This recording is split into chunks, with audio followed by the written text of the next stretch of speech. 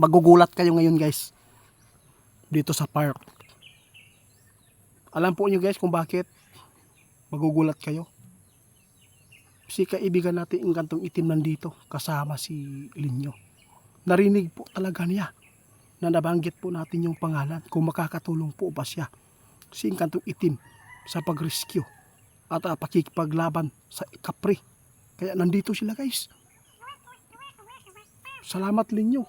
Salamat. Nandito si Inkantong Itim guys.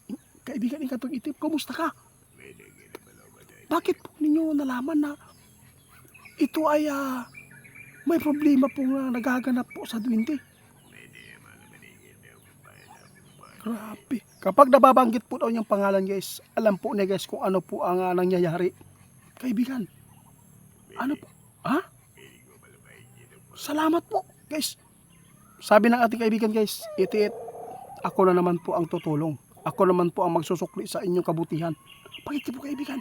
Kaya mo bang labanan po yung Capri?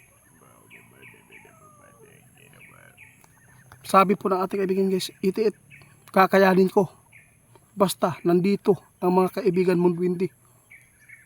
Payag ka kaibigan na ninyo. Pero paano na yan kaibigan ng Kantong Itim?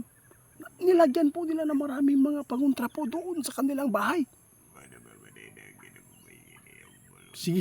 Sabi po ng ating kaibigan itiit. Madali lang yun.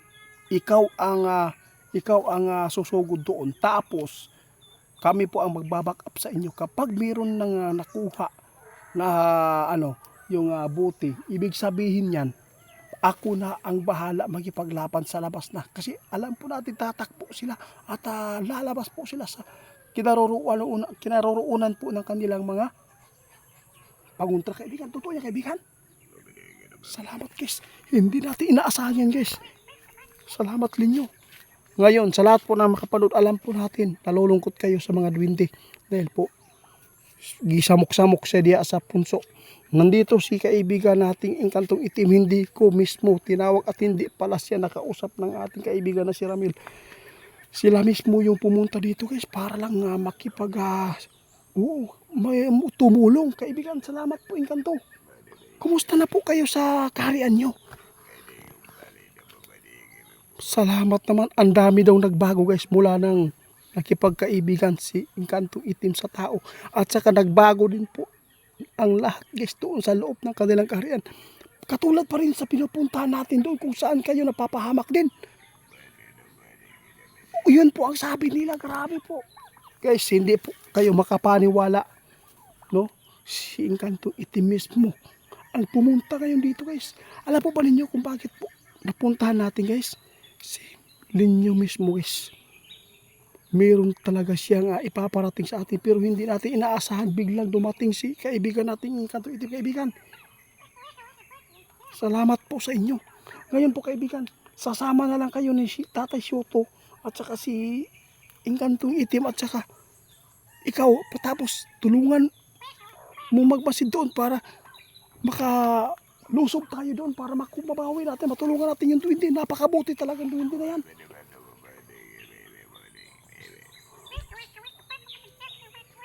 Sige, Ivan. Sige po. Kaibigan, Inkantong Itim, salamat ha. O sige, aalis na daw siya. Salamat kaibigan. Wala na siya kaibigan. Inyo?